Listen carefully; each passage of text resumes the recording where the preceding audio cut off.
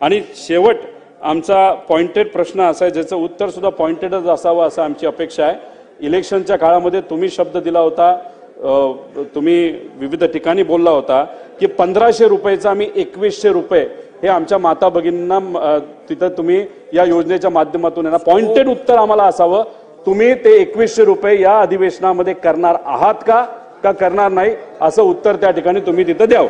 की कृषी सन्मान योजना ज्या ज्या महिला शेतकऱ्यांना मिळते त्यांना तुम्ही लाडक्या बहीण योजनेतून त्या ठिकाणी त्यांचं नाव वगळणार आहात।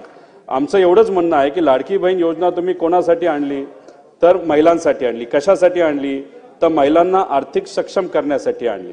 आता याच्यामध्ये केंद्र सरकार ही कृषी सन्मान योजना का देते तर शेतकऱ्यांना अनेक अडचणी असतात, सोयाबीनचे भाव टिकत नाहीत, तिथं फर्टिलायझरचे भाव वाढलेले आहेत, खर्च परवडत नाही, म्हणून शेतकऱ्याला सक्षम करण्यासाठी तो पैसा तिथं दिला जातो। तर आमचं मत असं आहे की हे दोन योजना मिक्स न करता तुम्ही जी योजना लाडक्या बहिणीसाठी दिलेली आहे, कारण का इलेक्शनच्या काळामध्ये या महिलांना ज्यांना अध्यक्ष महोदय महत्वाचा आहे कृषी सन्मान योजना ज्यांना दिली जात होती तो आकडा तुमच्याकडे असताना त्यांची नावं असताना सुद्धा अशा 20 ते 25 लाख महिलांना तुम्ही ही लाडकी बहीण योजना दिली।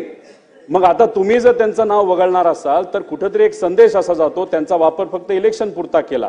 तर आमचं आपल्याला म्हणणं असं आहे की त्यांचं नाव याच्यामध्ये वगळू नये, कारण का या दोन वेगळ्या योजना आहेत आणि आमचं हे म्हणणं आहे ते लोकांचं महिलांचं म्हणणं आहे। तर माझा पॉइंटेड प्रश्न आहे की जी चर्चा आता सुरू आहे की 25 ते 25 लाख महिलांचं नाव हे जे वगळण्यात येणार आहे, ज्यांना कृषी सन्मान योजना मध्ये त्यांचं नाव होतं त्यांचं नाव तुम्ही खरंच वगळणार आहात का ते तुम्ही वगळणार नाही असा आमचा तिथं प्रश्न आहे।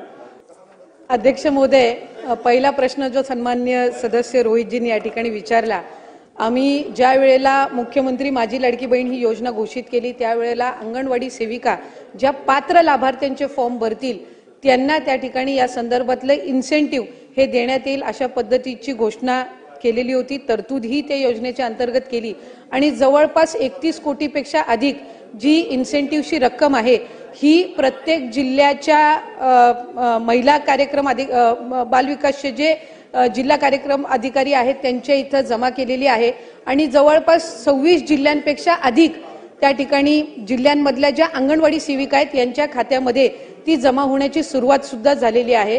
त्याच्यामुळे इन्सेंटिव्ह ज्याची तरतूद ही राज्य शासनाकडनं विभागाकडनं करण्यात आलेली आहे ती त्या संबंधित अंगणवाडी सेविकांना वितरित करण्याची सुरुवात ही त्या ठिकाणी झालेली आहे आणि ती प्रक्रिया सुरू आहे। या व्यतिरिक्त जो त्यांनी प्रश्न विचारला तो कृषी विभागाच्या नमो शेतकरी योजनेच्या संदर्भामध्ये आपण विचारला असेल। ज्या वेळेला लाडकी बहीण योजनेचा शासन निर्णय निर्गमित करण्यात आला त्यावेळेला त्या शासन निर्णयामध्येच नमूद केलेलं आहे की शासनाच्या ज्या वेगवेगळ्या योजना आहेत आणि ज्याचा लाभ हा माता भगिनी किंवा लाभार्थी घेत आहेत याच्यामध्ये 1500 किंवा 1500च्या अधिक ज्या योजनेचा लाभ ज्या रकमेचा लाभ जर ती लाडकी बहीण घेत असेल तर ती या योजनेमध्ये पात्र होणार नाही। एक नमो शेतकरी योजना जी आहे याच्यामध्ये त्या ज्या महिला आहेत माता भगिनी आहेत यांना 1000 रुपयाचा लाभ मिळत असतो। त्याची जी वरची 500ची कॅपिंग आहे म्हणजे ती शासन निर्णयामध्ये सुरुवातीच्या नमूद केलेली आहे की किमान 1500चा लाभ हा शासनाचा प्रत्येक लाडक्या बहिणीपर्यंत पोहोचला पाहिजे आणि त्यानुसार नमो शेतकरी योजनेच्या ज्या लाभार्थी आहेत या साधारणपणे 5.5 ते 6 लाख आहेत।